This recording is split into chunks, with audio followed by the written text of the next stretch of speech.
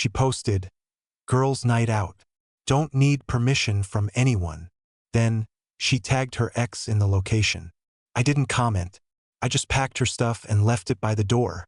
She came home to changed locks and 155 missed calls from her friends, asking what happened. I, a 32-year-old male, had been with Andrea, 29, for 4 years. We'd been living together for 2. I thought we were solid.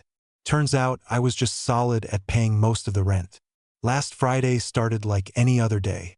Andrea kissed me goodbye and said she was doing a girls' night with her coworkers. Cool. I had plans to game with the boys. Anyway, around 10 p.m., I'm mid-match when my phone buzzes. It's my buddy, Keith, sending me a screenshot from Instagram. Andrea's post. "Girls' night out. Don't need permission from anyone. Living my best life." The kicker? She tagged her location at Vesper, this upscale cocktail bar downtown. And in the tags, her ex, Gerald. The same Gerald she swore she hadn't talked to in years. The same Gerald whose DMs she said were just him being pathetic. I stared at my screen for a good minute. My character got sniped. I didn't care. See, here's the thing about modern relationships.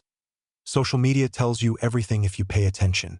And Andrea, she just told me everything I needed to know. I didn't comment, didn't like, didn't text her. I just sat there, controller in my lap, and made a decision. "Yo, you good?" Keith's voice came through the headset. "Yeah," I said. "Actually, you still have that truck?" An hour later, Keith and 2 other buddies were at my apartment. We worked quietly, methodically. For years of a relationship started getting sordid. It wasn't about packing everything, not yet. It was about separation. Her clothes from my side of the closet, her books from my nightstand, that stupid crystal collection she insisted brought good energy to our space. We created a mountain of her stuff in the corner of the living room.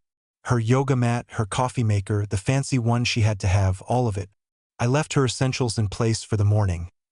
Toiletries, her work clothes for Monday, her laptop. I'm not a monster, but the message was going to be clear. The hardest part was her cat, Jasper. I loved that cat, but Jasper was hers before we met, so I just made sure his food and water were full. I gave him a scratch behind the ears and told him things were about to get weird.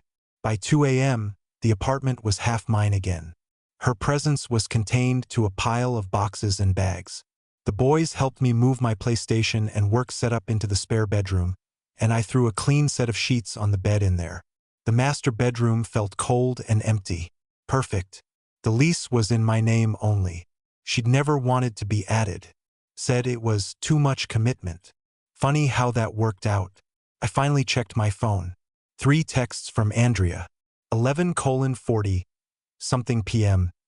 Having too much fun. Don't wait up. 12:45 a.m. Might crash at Anne's place. 1:15 a.m. Actually coming home. See you in a bit, babe.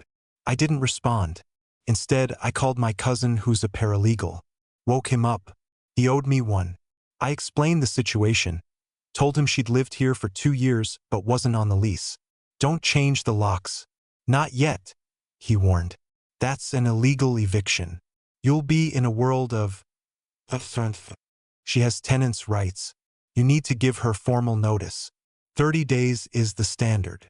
So, I typed up a formal, legally sound notice to vacate, citing the end of our verbal month-to-month tenancy. Then I typed up a second, simpler note. Andrea, your things have been gathered. As we are no longer in a relationship, I am formally ending our tenancy agreement. A legal 30-day notice to vacate is on the counter. Your last month's portion of rent, $900, is in the envelope with it. I will be sleeping in the spare room for the duration of the notice period. Please respect my privacy. Don't contact me except for arrangements regarding the move. Ethan. I put the note on her pillow, went to the spare room, locked the door, and for the first time in months, I slept like a baby. I woke up to 47 missed calls. 19 from Andrea, starting at 6 a.m. The rest were from her friends, her sister, even her mom. I didn't answer any of them, but the texts were a masterpiece of manipulation. What the Ethan? Why is all my stuff in a pile? What is this? I can explain about last night. It's not what you think. Gerald was there with a group. I didn't even talk to him. I'm calling the police. You've lost your mind. My friends think you're psychotic. I never cheated on you. How dare you? Please, can we just talk? 7:30 a.m. I live here. You can't just kick me out. You're throwing away 4 years over nothing.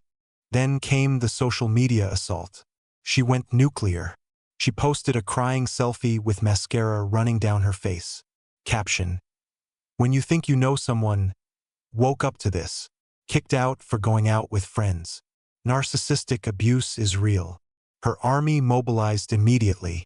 My Instagram, Facebook, even my LinkedIn started getting bombarded.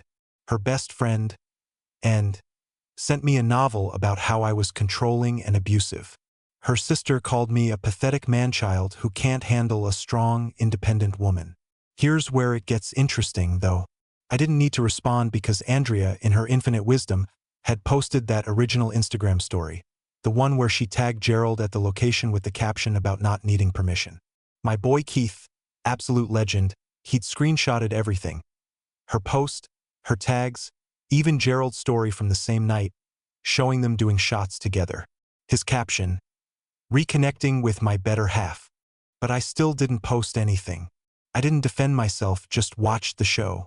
Around noon, Andrea showed up with Ann and 2 guys I didn't recognize. They pounded on the main door. I opened it, staying calm. You can't do this. Andrea screamed, trying to push past me. I blocked the door. I'm not doing anything, Andrea. I'm sleeping in the spare room.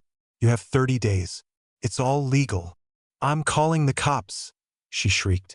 I already did, I said calmly. Told them there might be a disturbance. 2 officers showed up within 20 minutes. I had called the non-emergency line earlier to give them a heads up about a volatile domestic situation and a potential false report. Sir, what's going on here? The older officer asked. She lives here, I said. We broke up. I've given her a formal 30-day notice to vacate, as required by law. All her things are here. I'm staying in a separate room. She's upset about the breakup. He's trying to illegally evict me, Andrea yelled. I've lived here for 2 years. The officer looked at her, then back at me. Ma'am, he's correct. If you're not on the lease, he's the primary tenant. Giving you 30 days written notice is the proper procedure. As long as you have access to the apartment and your belongings for that period, there's no crime here. This is a civil matter. The younger officer looked at my documentation. The lease in my name, a copy of the notice. It was all above board. Andrea lost it. She started screaming about her rights, about common law marriage, not a thing in our state, about how I was abusing her, and was recording everything, threatening to expose me online. Ma'am, the older officer said calmly, you can stay here for the notice period or you can leave, but you need to lower your voice. If you continue to cause a disturbance, we'll have to ask you to leave for the day. Defeated, she and her crew packed what they could fit in Anne's car. Andrea was sobbing, playing the victim to the hilt. As they drove away, she screamed out the window, "You'll regret this. Everyone's going to know what kind of person you are." She was right about one thing. Everyone was about to know what kind of person someone was. Just not me. Because what Andrea didn't know was that Gerald, he wasn't single. He was engaged to a woman named Alice, who was currently on a business trip to Seattle. And Alice, she followed me on Instagram. We'd met at a few social events. She'd always been cool. So when Alice DM'd me that afternoon asking, "Hey, is this why Andrea is saying she's homeless?" With a screenshot of Andrea's post, I simply replied, "I think you and I should talk." Alice called me within 5 minutes. She was surprisingly calm for someone who just discovered her fiancé was reconnecting with his better half while she was out of town. "I had a feeling," she said. "He's been weird about his phone lately, changed his passcode, said he was working late a lot." "I'm sorry," I said, and I meant it. Alice didn't deserve this. "Don't be. You just saved me from marrying a cheater." We talked for an hour. Turns out Gerald and Andrea had never really stopped talking. Alice had found old texts, But Gerald gaslit her, said Andrea was obsessed with him, and he was just being polite. Sound familiar? Alice was still in Seattle but had access to their shared apartment security system. She told me she'd have to look through the footage when she had a moment. She was changing her flight, coming home Monday instead of Wednesday. Meanwhile, the social media war was escalating. Andrea had posted 3 more times, each more dramatic than the last. She'd started a GoFundMe titled, "Starting Over After Domestic Abuse." Goal, $5,000. She'd raised $230, mostly from her mom and sister. But here's where Andrea, in her rage, she'd forgotten that mutual friends existed. And those mutual friends, they'd been at Vesper that night. My phone rang. It was Roger, a friend from my gym who happened to bartend at Vesper. "Bro, I can't send you anything official. I'd get fired. But I'm telling you, your girl was here last night with that Gerald dude, all over each other." He sent me a photo of the security feed from his phone. It's blurry as hell, but it's them. She paid too. The bill was almost $300. The bill showed timestamps. 10:17 p.m., 2 cocktails. 11:03 p.m., another round. 11:45 p.m., top shelf shots. 12:30 a.m., more drinks. Total damage, $287. Charged to the supplementary credit card on my account, the one for shared household expenses. I still didn't post anything. Didn't need to, because Alice was about to go scorched earth. On Sunday evening, Alice DM'd me a clip. He didn't know I could access the system from my phone. It was timestamped 3:47 a.m. Friday night. Gerald and Andrea entering his apartment together. Then another clip for 15 a.m. Andrea leaving in his t-shirt, the same shirt Alice had bought him for his birthday. Then, Sunday night, Alice posted a simple photo on Instagram. Her and Gerald smiling at their engagement party. Caption, "Interesting Friday night you had, at Gerald Carlson. Thanks for showing me who you really are. Wedding's off. P.S. at Andrea Michelle B. He's all yours, hun. Good luck with that. You two deserve each other." She tagged everyone. Everyone. Gerald's mom, his boss, their entire friend group. Then she posted the security footage in her stories. All of it. The narrative flipped. Not in seconds, but over the next few hours, it was a tidal wave. Andrea's crying selfies suddenly looked real different next to security footage of her going home with an engaged man. Her GoFundMe got reported for fraud.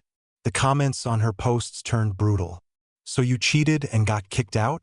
Play stupid games. Imagine being this delusional. Team Ethan. Alice deserves better. So does Ethan." Gerald went into damage control mode, posting some word salad about miscommunications and taking time to reflect on his choices. His boss commented, "Let's discuss this Monday." Yikes. Andrea tried to salvage it, posting a long, rambling note about how women should support women and how everyone was missing the point. She claimed I was controlling, that I'd isolated her from friends, that she went out with Gerald in a group, conveniently ignoring the security footage. Then came the voicemails I'd been ignoring. They were something. I saved every single one, for documentation. Monday morning came with a new development. An email from Andrea's mom.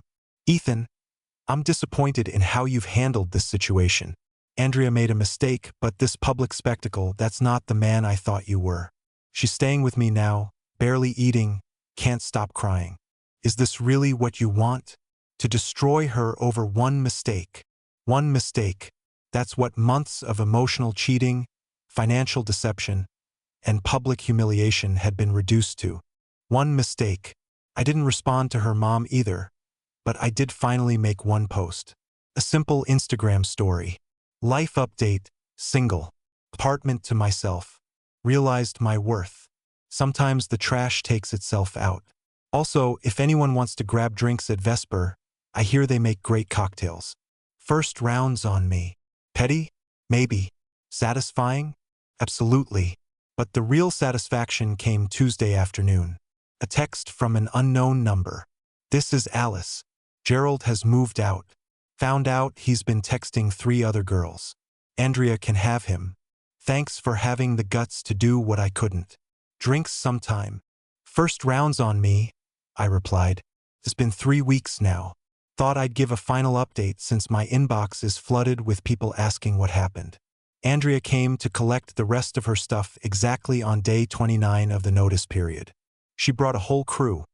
Her mom, her sister, and 2 guys who kept mean-mugging me from the hallway. I had Keith and my cousin there. Plus, I was recording everything on my phone, just in case. She was different, hollow.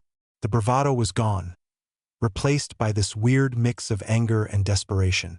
She tried to take things that weren't hers. The TV we bought together, I had the receipt showing I paid. Kitchen stuff. Even tried to grab my PlayStation. That's not yours, I said calmly each time. We bought it together. Receipt says otherwise. Her mom tried the guilt trip one more time. Ethan, you two could work this out. Andrea's learned her lesson. Haven't you, honey? Andrea nodded eagerly. I understand, I know. But we had 4 years. We did, I said. And you threw it away for some shots with your ex. It wasn't like that. The security footage suggests otherwise. That shut everyone up. They finished packing in silence. I changed the locks the hour after she left. As her mom's van pulled away, Andrea was crying and flipped me off on the way out. Classy to the end. Here's where it gets interesting, though. Remember Alice? We did get those drinks. And then dinner. And then, well, we've been hanging out. Nothing serious yet. We're both dealing with trust issues for obvious reasons. But she's cool, funny, and actually has her together. Weird how the universe works sometimes. The Gerald situation imploded spectacularly. Turns out, when Alice posted those security clips, Gerald's other side pieces came forward. The dude was juggling for women, including Andrea and Alice.